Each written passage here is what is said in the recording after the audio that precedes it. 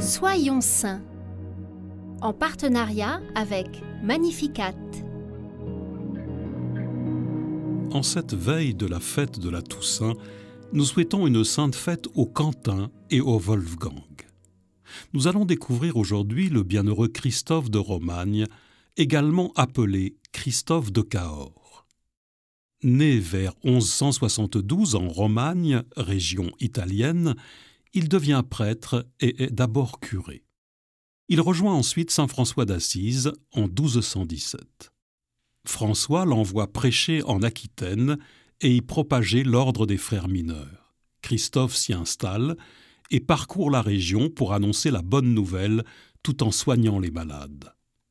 Sa réputation fait qu'il est vite rejoint par de nombreux frères. Christophe est un homme simple, empli d'un amour sincère pour les pauvres et tous ceux qui souffrent dans leur âme ou dans leur corps.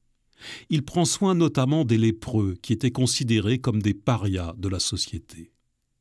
Christophe cherche à imiter saint François et il est connu pour être toujours joyeux et agréable dans ses rapports aux autres. Christophe essaye de ne pas perdre un seul instant pour prier, travailler, jardiner ou toutes sortes de travaux utiles à sa communauté. Un jour, il comprend dans la prière que saint François va bientôt mourir. Vite, il se hâte en Italie et arrive tout juste pour recevoir sa dernière bénédiction. D'autres récits de miracles ont été relatés, comme celui où il annonce la chute d'un énorme rocher et parvient à avertir les habitants du coin qui sont ainsi sauvés. Lorsqu'il rend à son tour son âme à Dieu à Cahors, le 31 octobre 1272, il est presque centenaire. Un très grand nombre de personnes se rassemblent alors pour son enterrement et rapidement, de nombreuses histoires de miracles effectués sur sa tombe se propagent dans toute la région.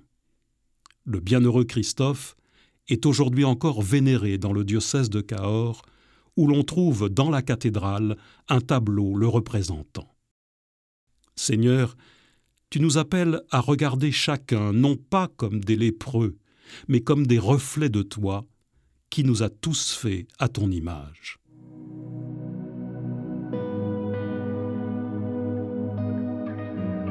À la prière du bienheureux Christophe de Cahors, nous te confions notre regard, afin que tu le rendes toujours plus charitable.